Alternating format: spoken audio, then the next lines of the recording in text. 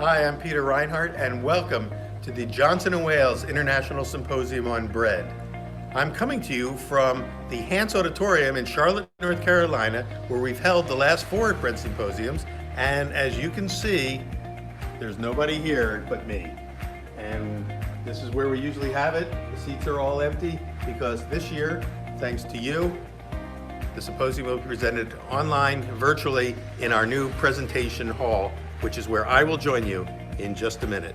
Thank you, and thanks for being part of our new virtual Johnson & Wales International Symposium on Bread, presented by Puratos.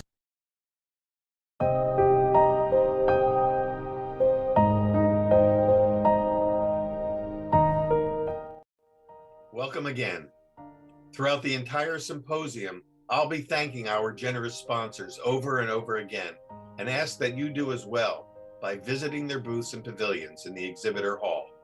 There you will see lots of bonus content, and you can also make appointments to meet with the folks from these companies that serve our baking community so well. Our presenting sponsor is Puratos, who has partnered with us from the very beginning for all of our symposiums, and it is their support that helped us get this one-of-a-kind gathering of thought leaders off the ground. Please also visit our fabulous flour and milling sponsors, Ardent Mills, Lindley Mills, and Central Milling. Thank you also to our equipment sponsors, the WP Bakery Group and Allied Bakery and Food Service Equipment. And thank you also to our specialty food product companies, Probiotine, Fire Within, Big Green Egg, and Mock Mill. Please check out all of their booths to learn about their wonderful and unique products. And also thanks to our media sponsors, Cook's Country, The Local Palate, the James Beard Foundation, and the Bread Bakers Guild of America. You'll be hearing more about all of them throughout the entire series of presentations. So again, thank you to all our sponsors. At the end of today's presentation, you will also see our credit scroll, thanking all of the people behind the scenes who made this event possible, including our production and technical partner, Ganoid Communications, our creative team at Gumbo Marketing, and the many folks at Johnson & Wales University, our hosts for this, our 4th annual gathering. So stick around if you will. But now it's time to get things rolling with today's presentation, so let's go live. And once again, welcome to the Johnson & Wales International Symposium on Bread, presented by Puratos.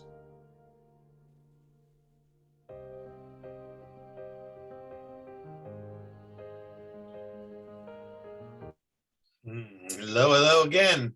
Welcome to our Demonstration Wednesday day here at the symposium, and thank you for joining us from wherever you are around the world. A couple announcements before we turn today's presentation over to Fred Danser. First, I want to remind you that next Monday, we will have Nathan Meerwald of Modernist Cuisine presenting and announcing the official launch of the new Modernist Pizza series. And he's going to be showing us some of the behind the scenes stuff and photos and answering questions and telling the whole story of how they put together this sort of monumental encyclopedia, so to speak, of pizza. And then next Wednesday, on our Demonstration Wednesday, we have Peter Ewan, an international pastry champion, who is going to be showing us his technique. It's a very unique technique. It's even called the Ewan numbering method of lamination. It's a technique that he's been teaching bakers all over the world. And it's a method that he uses in competitions to create the most perfect croissants, danishes, and other laminated products. So he's going to show us that next Wednesday, so you don't want to miss that. And then, of course, we've got another few weeks to go, ending at October 25th, I think, our last gathering, when we will have, we'll have Dave from Dave's Killer Breads here telling us the entire story of sort of the, what would you call it, the unique unicorn product of Dave's Killer Bread and how it took over the marketplace. So we'll get all that in a couple of weeks. So that's all to come. And then also on Monday, we will have, this is your last chance really to hear me hold up this knife and tell you that we've got We've got a little loose thing going on in this box, but we've got this knife up for grabs. Next Monday, we're going to spin the dial. And all of those of you who have gone to the sponsor booths and have signed the guest books and all the books, if you did that, you are now eligible. Your name is on that wheel. If you haven't done it yet, there's still time. Get on the spinning wheel and we'll spin it and we'll give out this last, this one is a 9-inch, I believe. Yep, this is a 9-inch from Zwilling Henkels. And it's a beauty. So join us on Monday for that spin. And I think that's all the announcements for today. So what I'd like to do is we're going to invite Fred Danser, who is the Senior Technical Advisor at Puratos. I call him the Innovation Baker at Puratos. And there's Fred. Hi, Fred. Thanks for joining us.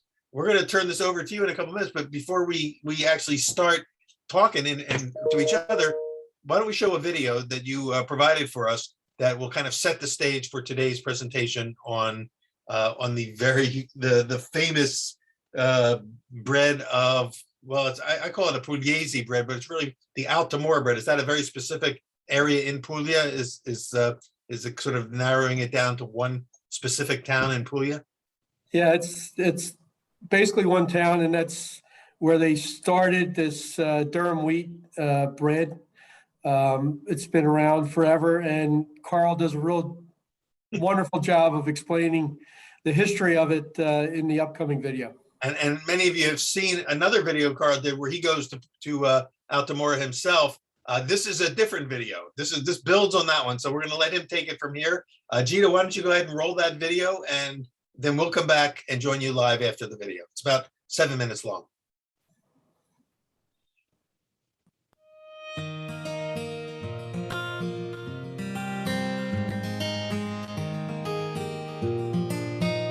Altamura bread. Back in 2013, I went to Altamura to make the very first Quest for Sourdough movie. I wonder how are things going there now, so I believe it's time to go back.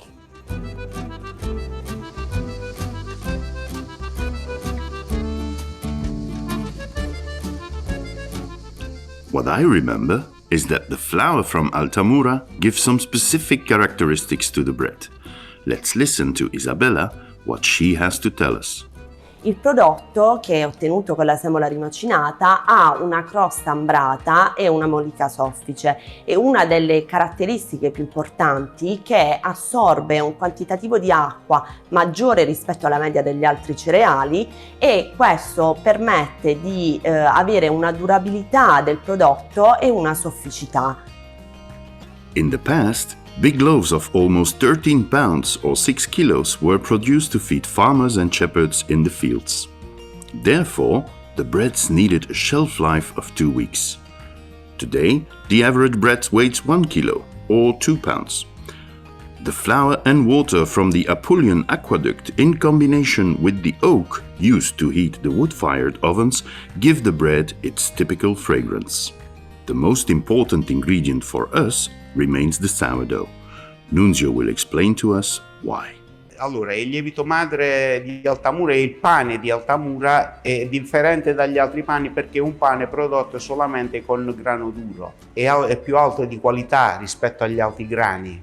La farina che usiamo è derivata dai nostri grani che seminano nel circondariato circoscritto per la DOP, che sono le 4 varietà di grano: il duilio, simetto, arcangelo e apulo. Da queste 4 varietà si ottiene la miscela per fare sia il pane, e così creiamo anche il lievito. I lieviti stanno nell'aria, Ho detto, per creare il lievito acqua e farina, e il tempo ci vuole. Quando arriva a fermentazione è pronto per la panificazione, diciamo. Una volta che si esaurisce, se ne rimane un po' e si crea quello nuovo. Si crea nel senso che si aggiunge solo acqua e farina.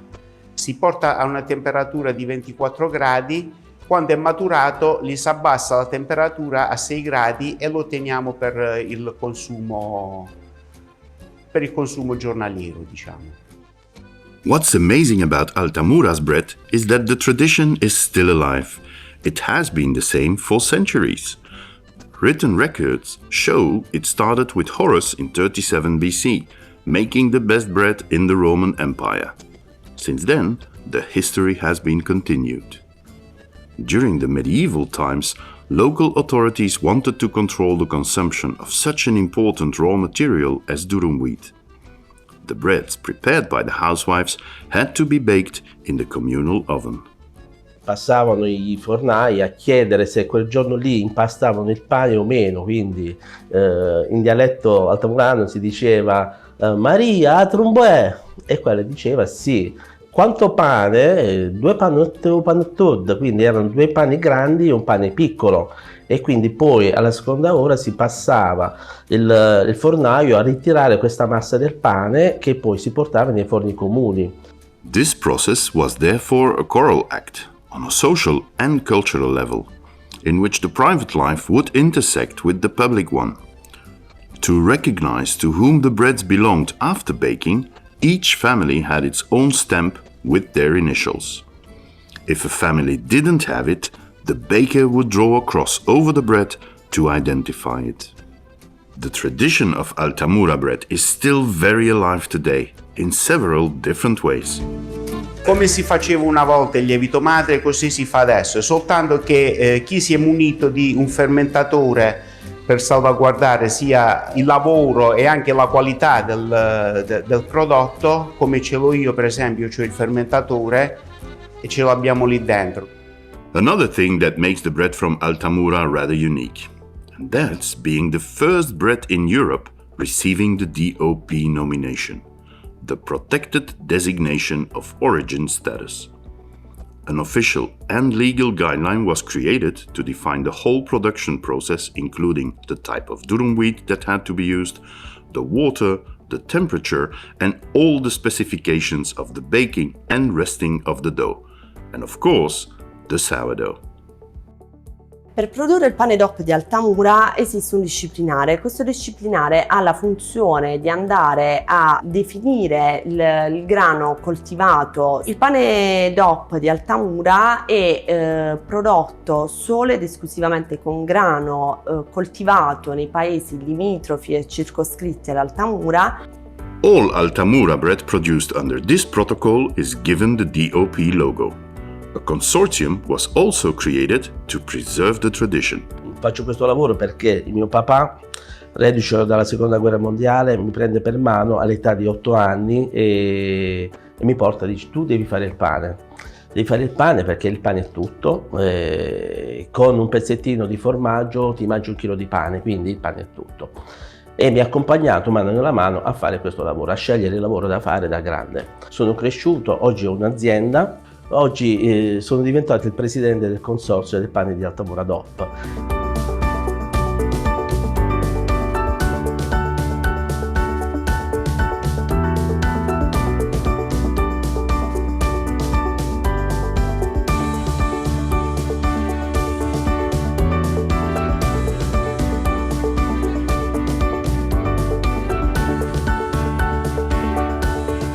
Well, how nice was this?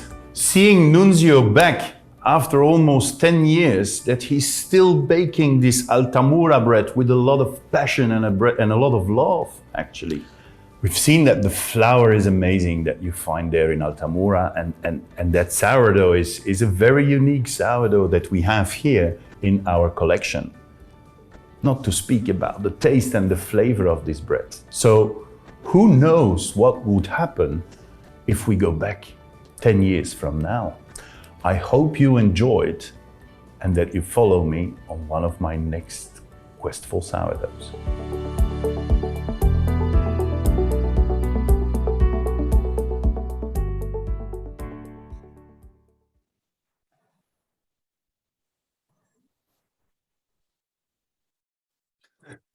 I love that question that Carl ended with, which is, I wonder what will happen 10 years from now. I have a feeling not much will change in 10 years. They're still going to be making that bread. They're going to be making it the same way.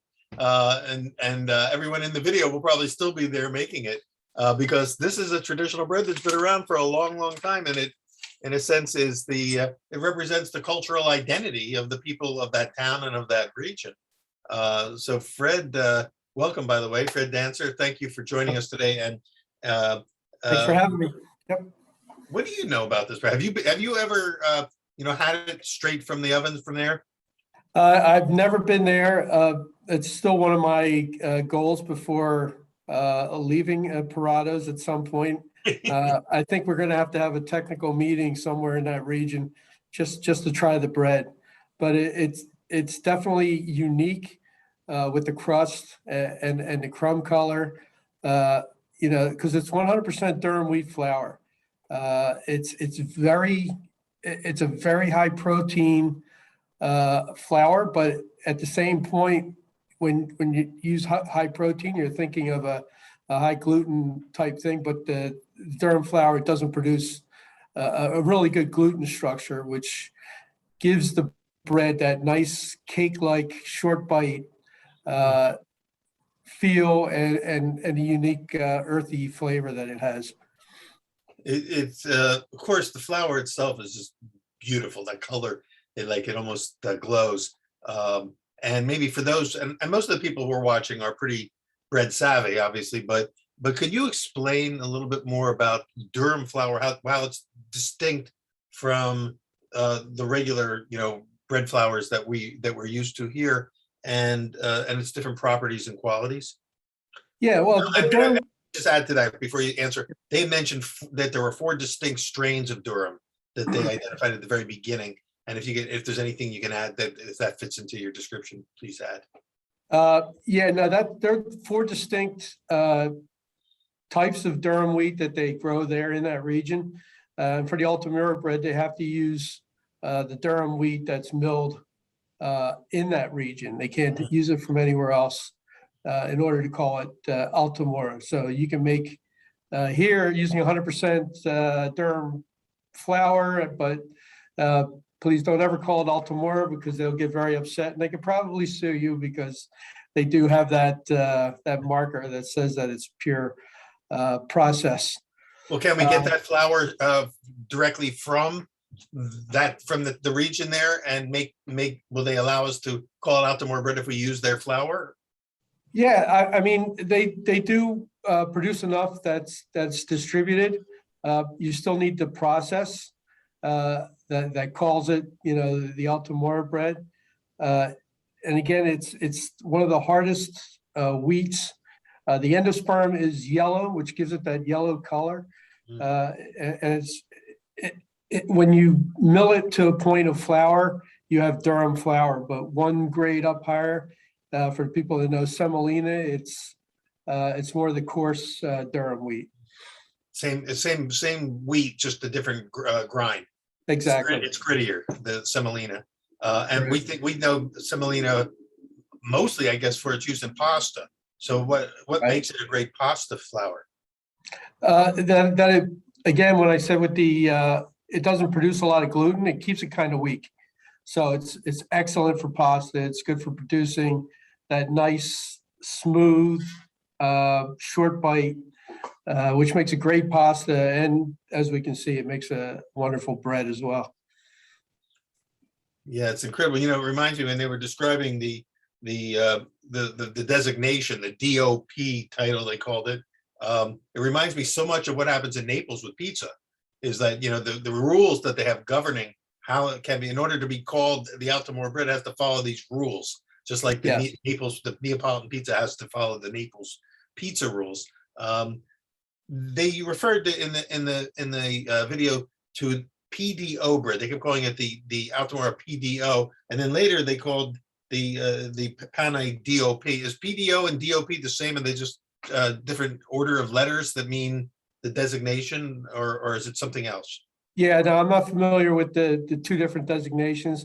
It could be maybe the different kinds of Durham wheat that they're using, but I think the DOP is the designation for the Altamura. Yeah, and of course, I suppose because some of them were actually labeled PDO bread, I'm guessing that's just simply, again, reminding us that, hey, we own this method. Right, and it might be their trademark for their bread. Yeah. So in the earlier video that we've been showing throughout the symposium, we saw the breads being made in Altamura, being shaped and then going into the oven. Can you take us through a little bit? I think you have a video too that shows us the steps of how this is made. Do you want to kind of take us step by step through the process of how you would make the bread? If you were trying to replicate, here, without telling them that you're making the Altamura bread here in the United States or anywhere else where people find themselves. If we have good Durham flour, how we can make a bread that would be Altamura-ish, if nothing else. Sure, and that's the video that I have showing how to make it. I'm actually going to show, as you can see, when they were shaping the breads, they had a high stack one, which is what they call a priest hat. It comes out, it looks almost like a priest hat. So it's priest hat, yeah. Yep. And there's another one, it's a tiger claw, and then just a traditional round type. So all these are different shapes that could all be considered Altamura breads. Exactly. The one that's shaped like the hat is not the only version of that bread. Exactly. It's how, again, the ingredients used and the process to make the bread. All right. Well, I think I'm ready to learn how to do it. Very good. You're going to share your screen because you've got a video to show. I do. And I'm going to go step by step. There was a question about hydration. I'm going to be using 80% hydration, total hydration. Wow. So something that we would consider kind of a high hydration bread here. Correct. But 80% hydration on a Durham flour make as wet a dough as 80% hydration on an American bread flour dough? Correct. Okay, here we go. All right. So there's that beautiful golden flour. Yeah, you see the color, and what I'm using there is our authentic Tudo Pugliese, and I'm not doing any commercials, but the flour actually is milled and comes from the Puglia region of Italy, and the sourdough that we use inside of it, the dry sourdough, is also made from that same Durham wheat. And Puglia is the region in which Altamura exists. So basically, by calling it a Pugliese, we don't have to. We're not in trouble with the Altamura folks because we're expanding the region to include the whole region and not just that particular town. Exactly, and that's why we're calling it Tudo Pugliese and not Tudo Altamura, because right, because we can't. We'll get flagged. Exactly. Okay, so I'm going to be using 80% total water hydration. So I'm actually using 80% of the 80% in the first part of the mixing. Okay. Now, because it's very high protein, as you saw in the video, that you saw the two arms doing that slow mixing. Yeah. So we have to do the same thing. I do about 10 to 12 minutes on slow speed, just to get that water absorbed into the flour. So you're doing it with a spiral mixer, which is a little bit harder on the dough than that two-handed fork mixer. Exactly. So you're starting and stopping it and going slow. Right. So like after 5 or 6 minutes into it, I'll put another, let's see, there's 20% left. I'll put 15% more in there. And the rest, the last 5%, I'll put that in the end of. And you haven't put anything else in yet except for just flour and water, right? You haven't put any salt or sourdough starter or anything, huh? No, and with the product that we have, all that's already included. Oh, it's already in the flour mix? Yes, yes. Okay, so you've got and that's the starter itself is part of that? Is part of that, that's correct. Okay. But if you were doing it with your own, let's say someone's doing it at home with a sourdough starter of their own, they would then put it in also during this early mix. Exactly. They would do that in the beginning, add a little bit of the yeast.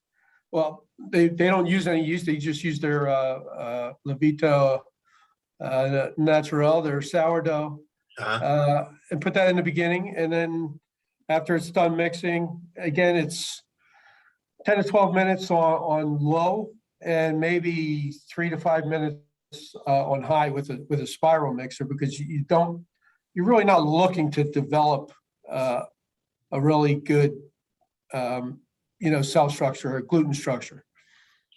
Because it doesn't have, because it won't give it to you because of the type of flour it is? Yeah. I mean, you can mix it for a while and get a pretty decent gluten structure from it, but you want to get that dense bread. I see, yeah, because this flour will never give you the same gluten structure as traditional bread flour or American Exactly. flour. Okay. So now I left it sit in the bin for 45 minutes to an hour. Again, it depends on your bakery temperature. You just want to let it relax for a while, and then you get into the scaling. I'm scaling everything. For some of them, it's 750 grams. Some others, it's 1 kilo. So again, I'm going to keep asking questions along the way. And those of you who are out there watching, feel free to write your questions in and I'll feed them to Fred. But you didn't give it like typically with the sourdough, most people would wait anywhere from 2 to 4 hours before going to dividing. You only waited, what did you say, 45 minutes or so? Yeah, 45 minutes to an hour, because again, we're not looking for that open crumb structure. But it's long enough for the sourdough to create the flavor profile we're looking for. Exactly. Wow, that's pretty, well, that's definitely unique, that technique. So we're just going to round them up. And again, we're going to give them an intermediate bulk of maybe 20 minutes or so. Mm-hmm. So So we're they going had to do 45 and now another 20. Correct. We're going to do 2 different types here. This is going to be for the tiger claw or the my priest hats aren't as high as their priest hats, so we'll call them bishop hats. All right. There won't be a pope's hat. That's right. So this is what we're going to do for like the bowl itself, just a round one. Uh-huh. And again, each bakery is doing different shapes. Some of the bakeries are doing all the shapes. It depends on, where they're at and what the customers are looking for. I think some of the priest hats are special occasions, tourists, things like that. But just for everyday breads, this is pretty much what they're going to be getting. So a couple of questions have come in for one. Of course, you've answered, I think, which is what is the hydration? And the hydration is 80%. So if somebody's mixing this dough using their own starter, the total hydration between the starter and the final dough should be about 80%. Now, but how does that dough feel to you? Is it sticky? Is it tacky? It looks supple, but it doesn't look sticky. And 80% is such a high amount of water that with white flour, bread flour, we probably see something like ciabatta dough. Is this dough sticky or is it just sort of tacky? No, it's just a little tacky. It's not sticky at all because the Durham wheat is really absorbing a lot of that moisture. Again, it's a very, very hard wheat, which allows it to take a lot more water, which the young lady said in the video before. That wheat really lets it absorb a lot of water. But again, it doesn't develop a great gluten structure. It's amazing how much that it takes that much water. And again, reminding that this is what we would probably call in our mills here extra fancy or fancy Durham flour, because it's milled fine like regular, like almost like patent flour. Whereas semolina, we're not making this with semolina, which is grittier, but it has to be the extra finely ground flour. And I want to just throw one more question out there to you, and that is, given the short fermentation times, how does the starter affect the flavor? I mean, you can't get that full, deep, complex, sour flavor in that short of a time, can you? And again, depending on your sour, again, your conditions, what gets into the sour, the microorganisms that are in your bakery or lying around, it will determine what kind of flavor you get. Again, with the tudo pugliese that I'm using, the sourdough is already done. It's not active. The yeast, we put a little bit of yeast in there just to activate that sourdough process. But with the sourdough itself, again, each sourdough is unique. So it might activate quicker, it might activate slower. Uh-huh. So you'd have to almost experiment a little bit to see, where your sourdough comes in. The Yeah. sourdough they use here is 100% Durham wheat sourdough. And so the sourdough itself is fed with Durham wheat, and Exactly. also, but also the flavor of the final bread itself, which we haven't. We'll get to that, in a little bit. But we're not looking for a quote sour bread, right? No. Bread's not known for sourness. No, you're going to get a very nice milky cake-like structure with it's almost like earthy, with a little bit of maybe a cheesier note. But again, it depends on the sourdough and the region. So what you're seeing, what I'm doing here is putting the flour on right away. Uh-huh. You'll see in a little while why I did that when I do the makeup. Okay, so here we're going to do the tiger claw. According to Nunzio, again, if you go on YouTube on how to make the Altamura bread, you're going to find 4 or 5 different videos on how to make it, because each place makes it their own way. But this is the way Nunzio showed us. It's the way I will show you. So put a little break in the middle. You're going to see a big overlap there, and for that reason is we're cutting the tiger claws. Yeah. But you have to remember to pull it back, because if you don't pull it back, it kind of just hangs over like large hangnails. So you'll see it when it gets baked, how it bakes that way. That's great. So it's a pretty cool technique. And of course you can make any dough can be shaped like this, but is this one of the few places, say in Italy, where is this distinctive to the region, this shape? Correct. This is the way they make it. And again, you saw in the video before, they push the middle out to get that real high hat. Yeah. But you need a dough that's like really relaxed to do this. If you have built in, very high gluten structure, you're going to have trouble. You're going to get a lot of pullback. And that's not what you want with this. Otherwise, and in the oven, it's going to blow all over the place. So I'm going to ask, while you're doing it, for people who are watching, and we'll talk more about this in the after party later, is if any of our viewers have ever made this shape before, or this technique in their baking, because I think it's pretty cool. I can't wait to try it. I've never shaped a loaf using this tiger claw technique, and I look forward to trying that. Yeah, and when we do my version of the pre-stat, since I don't push it out there, you're doing it the exact same way without making the cuts. And there's something at the very end that's very interesting when you see the final product that I'll point out to you. And I have it in a picture at the end as well.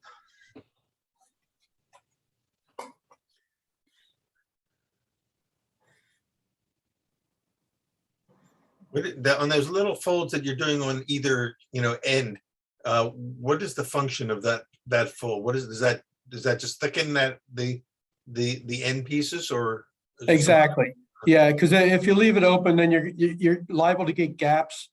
And here we're just doing the plain one, my rendition of the bishop's hat. Yeah, it's a bishop hat for me. This one without the claw. Exactly.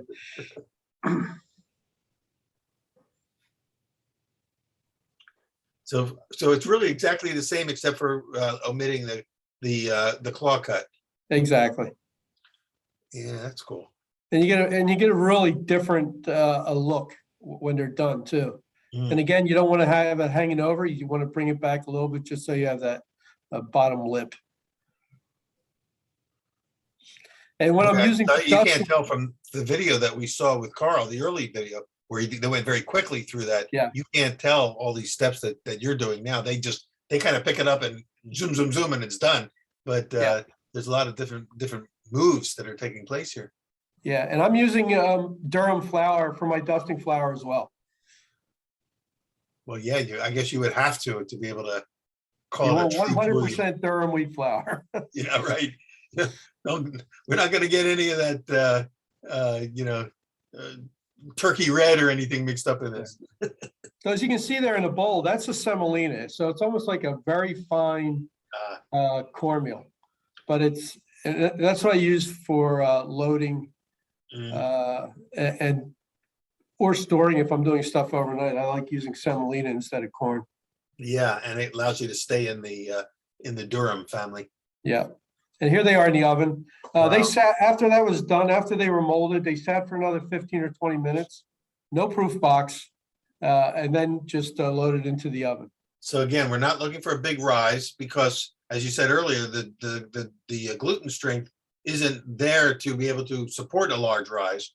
So Right. it's a shorter fermentation for some gas development, some flavor development, but we're not looking for a big puffy loaf. Exactly. And a lot of your strength and your activation in the oven is going to come from your sourdough. And that'll happen in the oven. Okay. Yeah.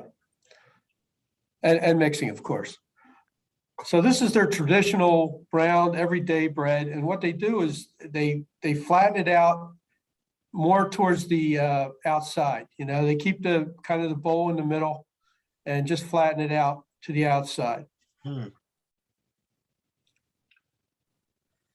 This is a different, this is just a round shape then? This is not Right. the ones you did earlier. Okay. Exactly. So this is like a flattened boule.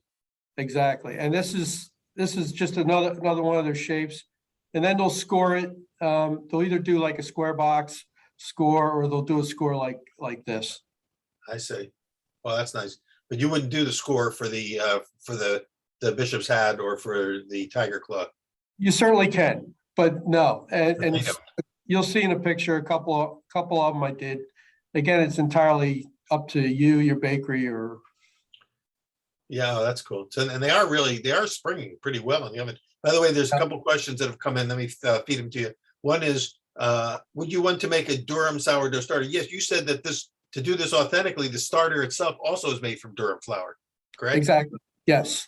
Okay, so that's something. So those of you who would want to try to make this, if you wanted to stay strict to the authenticity, make a separate starter, and feeding it and building it with Durham flour instead of regular flour. Yeah, and I would keep it a little stiffer, and you're going to find as you're putting water in there, it's just going to suck it up. It might be a brick the first time you try it, Right. but it really does absorb a lot of water. So a couple other questions that are technical here. So what is the baking time and temperature? What's the temperature if in what you're baking there, and what are you setting your ovens for? I set them at 400 to start. I'll put them in there to just get that initial temperature, and then you can reduce them to like 375 Wow. or 350. The idea is at that point, once they get to, after that 400, that initial hit, the idea is to get that crust. Now, an authentic Altamura bread crust is traditionally 3 millimeters. So they have a pretty good crust on it. So you want it a nice dry outside, but the inside stays super moist. So there's no steam then in this. No, but I use a little bit only because I'm paranoid that way. It needs a little more spring. But because I noticed in their ovens, there's no setup for steam, so it's not part of the traditional method. So but with all the water that's in the bread, there's going to be some steam. It'll generate its own steam, yeah. And it also, with all that water, it's going to generate some oven spring. Exactly. Yep. So approximately how long do these loaves take to bake? Again, depending on the size, a 1 kilo loaf can be 30 to 40 minutes, maybe 45 minutes. It depends. Okay. Yep. And it depends on your oven. Another question coming in. You mentioned that the Durham flour mix yours contains some starter, some like a powdered starter, and a bit of yeast as well as salt. Does the salt affect the strength of the starter and the yeast? And I guess what the question is since it's all mixed together in the mix, does the salt affect any of the the starter powder? No, because it's deactivated. Yeah, it's one of our support lines. We have deactivated sourdough. So our sourdough is functionally for flavor rather than function. Okay, so that's something that just to clarify for everybody, that especially in large bakery operations that are making pugliese style breads, they can buy this mix from Puratus. This is something Puratus is famous for, is being able to create sourdough flavored mixes and things. But if you were making this at home using just your sourdough starter, then of course you would put the salt in separately, and you wouldn't necessarily even need regular yeast, commercial yeast, because Exactly. your sourdough would be alive. Whereas in your case, your sourdough did its work in advance. You deactivated Right. it, so it's infusing the bread with the flavor of the sourdough, but not the fermentation time of the sourdough. Exactly. That's correct. So probably I'm going to guess, and I'm just guessing out loud, without the commercial yeast, that the fermentation times that using a regular starter would probably be a little bit longer in order to allow the starter to have time to leaven the bread as well. Sure. And again, it depends on your starter, how active your starter is. Uh-huh. And if you want it to be a little bit more springy and more oven springy, you could you could spike that dough with a little bit of commercial yeast as well. Yeah.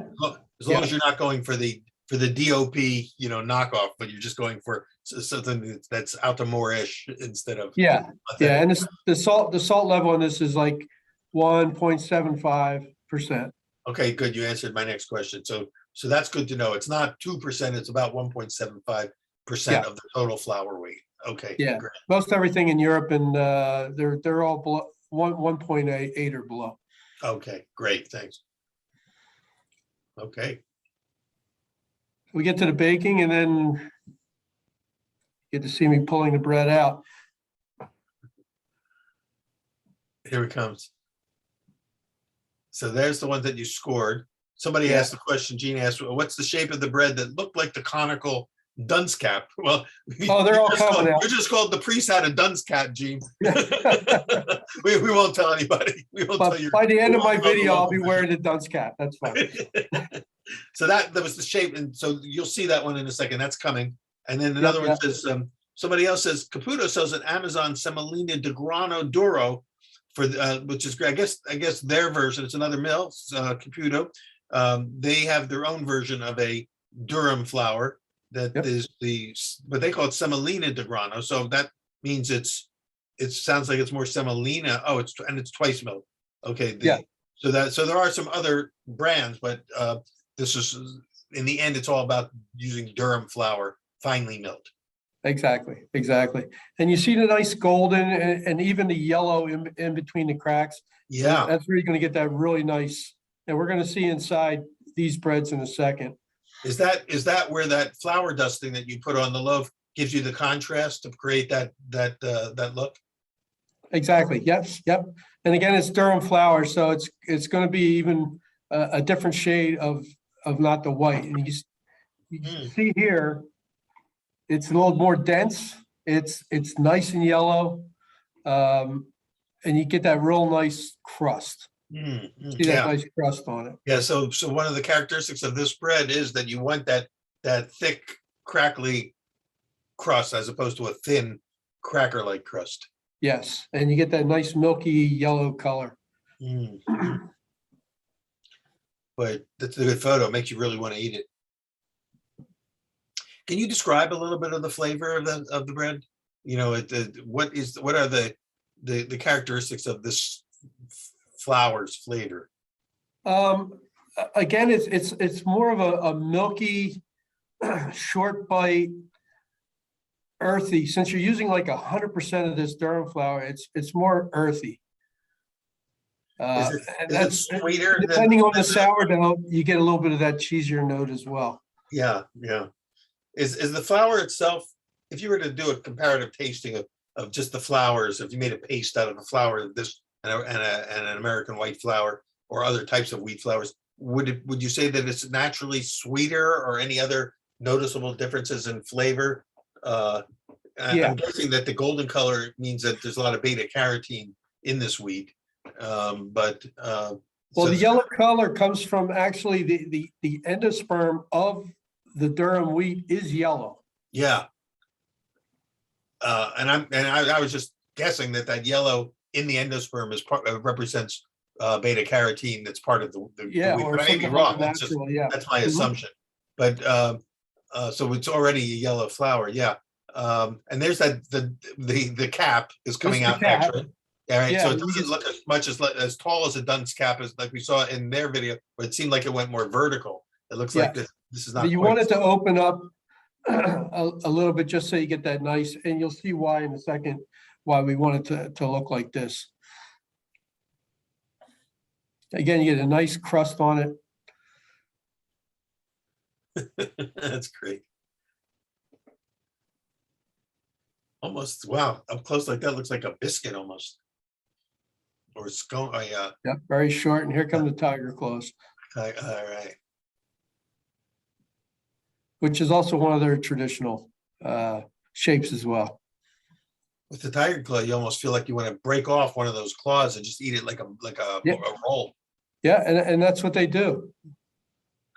Yeah, because it's not this is not a sandwich bread. You can't. Every slice is going to be a little different. Although those slices are still pretty Yeah. tall. You could make a sandwich, I guess.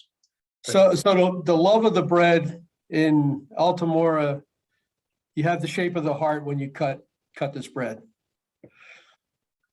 And that's the passion of, one of the stories, that when you cut the Altamura bread, it has to be in the shape of a heart. A shape of a heart. Interesting. So these are all traditions that kind of take generations and generations to develop and unfold in a particular region. And as always, the future of bread lies in our past. Yeah. Especially the Altamura bread. There's a big past to tell there. It's a really unique shape and look for a bread. Is there anyone that you know of? Are there bakeries in the United States or in other countries that are making that bread? And is there a market, or is it one of these things where that people just feel like I'm not going to eat it unless I go to Puglia or to Altamura itself and make a pilgrimage there? I recommend everybody make a pilgrimage there. I'm not sure who makes it here. They certainly do make Durham breads, but they certainly can't call it Altamura. Yeah, I mean, I've had semolina loaves. I've had Pugliese loaves, and I've had Pugliese loaves in this country that are branded labeled that way, that are not 100% Durham. They just call them Pugliese because they're round instead of slipper shaped or something like that. But that Altamura, that's something that nobody's calling their bread Altamura bread unless it's from Altamura. No. I mean, there's one country that does, and I kind of pointed it out to our people over in that country, saying, they really can't do that. You're not going to tell us what that country is right now. It wasn't Italy. Let's put it that way. You could start a war if you let them, if the word gets out. Sure. Well, the one thing I noticed when I was over there, and I'm sure other people, who have done more traveling than I have seen this, is that people are passionately connected to the foods of their region, to where it's, it's a very sensitive subject if you criticize it, or if you, say, oh, I could do that, where I live, et cetera, et cetera. They're very protective and territorial even about it. I was telling Michael Gleason earlier that when I went to Bologna, there's a bread there that's the regional bread there called the Manon, is it the Manola bread, or Manini, the Manini bread, I think, and it means a bread shaped like a hand. So it's got like the tiger claw, it's got fingers, but it actually looks like a hand with fingers. And when I tasted it, I wasn't too impressed with it. I mean, I didn't like it that much. It wasn't a bread that I would go out and buy. But so I asked the person next to me, who was an expert on Italian breads, if this was just an old stale piece, or was it the way it's tasting the way it's supposed to? And she said, "Oh no, this is the way it's supposed to taste, but don't tell them that you don't like it, because they're very proud of this bread, and they're very sensitive about it. They love it because they grew up with it. This is their identity, and you don't want to insult them by telling them that you think it could be improved upon." Yeah, and that's what you find a lot back in the day with a lot of these villages in probably all over the world, where they would have that central bakery, and the people would make their own doughs and stuff and bring it to the bakeries to be baked, because they didn't have the facilities to make the bread. So, and that's where all the tradition comes in, and that's why they're very, very particular about their homegrown breads. Yeah. Well, this bread looks like a bread that I would like, just to make it different from that other story I was telling you about, because it had the look, that you want, and it does have sort of a cake-like look, but the crust, I think, is a big part of the identity of this bread. A question for those who are not following the chat came in about, what part of the world is using the tutto pugliese from Puratos. Michael wrote a response. Michael Gleason, who's also with Puratos, who some of you have seen earlier in one of our other sessions, says that Puratos works with millers in Puglia to source the Durham wheat flour. So that is particularly Pugliese Durham. We blend it in Belgium and then distribute it all over the world, including the USA. So the flour is available all over the world. Your particular blend. That product is, yeah. Okay, good. And then of course your blend, what did you call it? The tutto, the tutto. That's already a kind of a blend. It's a blend. It includes the salt. It includes the sourdough starter flavor, the powder made from starter, and also some commercial yeast. So it's already ready to go. It's kind of a blended mix. Okay. All right, good. Let me see if there's any other questions coming in. So someone says, it's great to have breads that represent the past and still today have relevance. Thanks, Mike. Yeah, well, and yeah, Mike, thank you. Yeah, I'm glad to see Mike's on the on the feed today. What would you say is the relevance for today? A traditional bread like this, what is its relevance today? What are some of the things that this bread can mean for us? Oh, I think you saw in that last slide when I was holding the bread up where the future of bread lies in its past.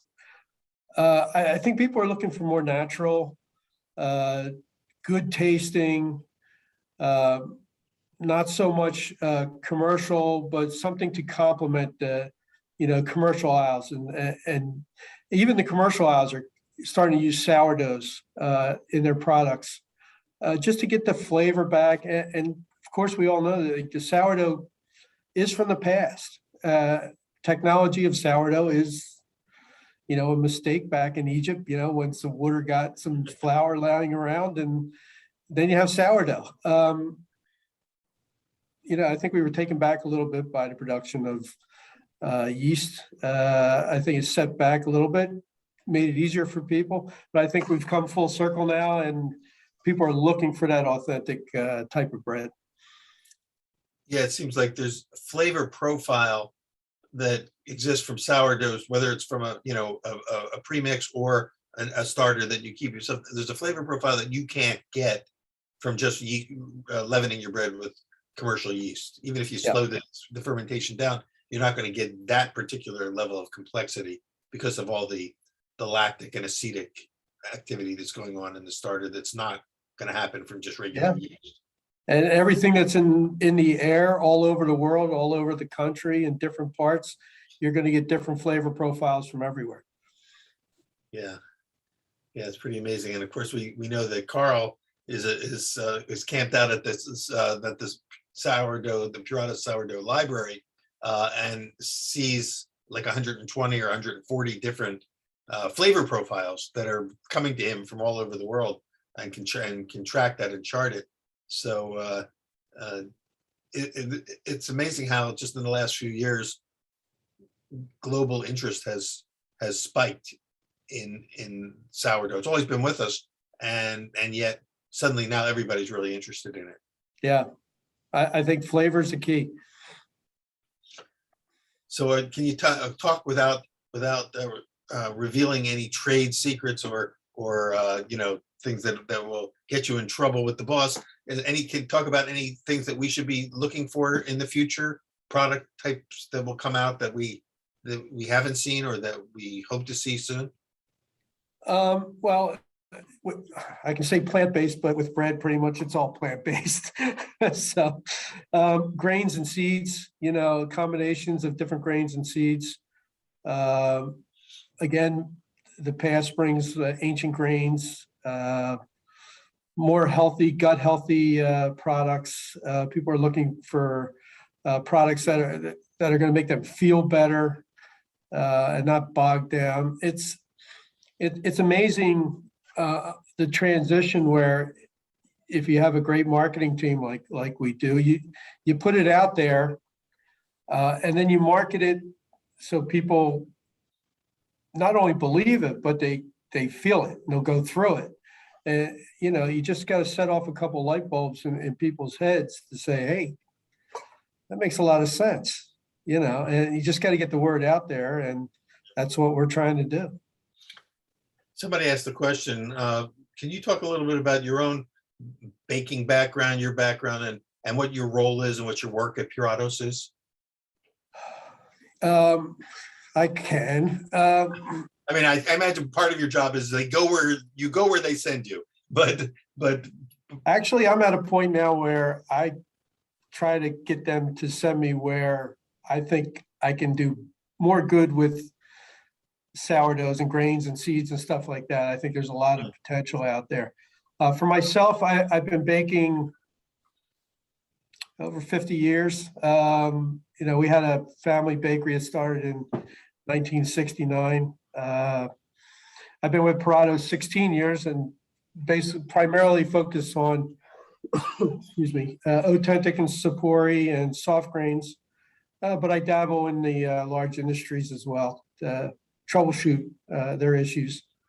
But I really didn't start doing any bread until I got to Puratos. I was basically a,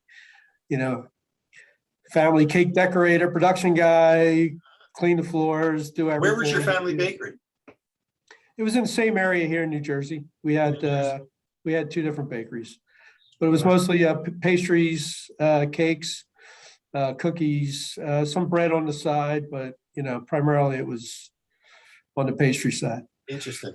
For those who have come to previous bread symposiums, the ones we did 4 years ago in Charlotte live and hands-on, Fred was there in the background baking products throughout the entire first and second symposiums, and putting out products for all of us to eat at the meals and the snacks. And were you there? Were you able to come the year we did the workshops, the hands-on workshops? Were you there for that as well?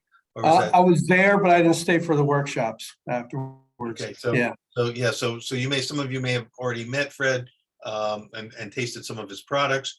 Does the company send you to work with clients of the company to show them if they're struggling with how to make your products work for them? Do you help them with that, or is that that's primarily my job, is not only to present our products but to help them troubleshoot their some of the products that they are using that are from us. I see. Well, that's a cool job to have. Yeah, I like to travel. I get to go to Belgium. Well, I used to be able to go to Belgium once or twice a year. So nice. That's not happening. It'll happen again. It'll open up. Yeah. Maybe we're trying to put together a trip to the library. Oh yes. Silverton wants to come along, and maybe when we get that thing going, you can be on that caravan and join us. I'm a great taxi driver for the people in St. Vit. Fantastic. Well, Fred, I want to thank you so much for bringing these videos and talking us through the process and answering our questions. And we're going to continue this conversation in the after party. So what you and I and Michael Gleason have to do is we'll log out of this webinar and we'll log back in to the after party connection. And those of you who are watching, if you've never done this before, you can just navigate from the this hall that we're in now to the VIP lounge hall, and and join us there. In a couple of minutes, we'll take a couple-minute break and log back in over there. Want to remind all of you watching too, again, Monday we'll have Nathan Meerwald with us. We're going to spin the wheel for the knife. If you haven't signed the guest books, sign all 10 guest books, make yourself eligible, and maybe you win this beautiful knife. And other than that, I will look forward to seeing you all next week at the next session. Have a wonderful weekend. Fred, I'll see you in a couple of minutes in the after party, and we'll get more personal and people can ask their questions. Somebody said you should call the locally made version the Alla Altamura. And so we want to hear more about that when we all get together in the after party.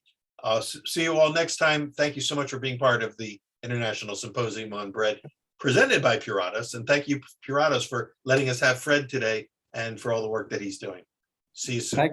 Thanks for having me. Pleasure.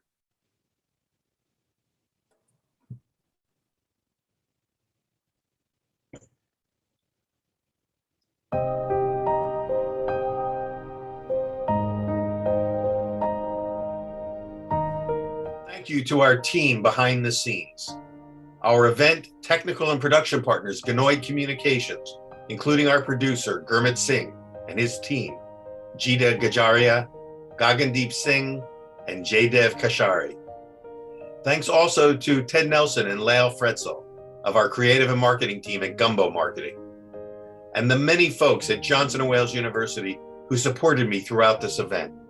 My executive assistant, Sarah Standifer, Communications Director, Melinda Law, Chancellor, Mim Rooney, Charlotte Campus President, Cheryl Richards, and our executive team leaders, deans and faculty, Maureen Dumas, Michael Schrader, Michelle Nicholas, Mark Norman, Brent Steyerwalt, Laurie Heimbach, Jerry Lanuza, Amy Felder, Harry Paymiller, Richard Miskovich, and many, many others. Thank you all.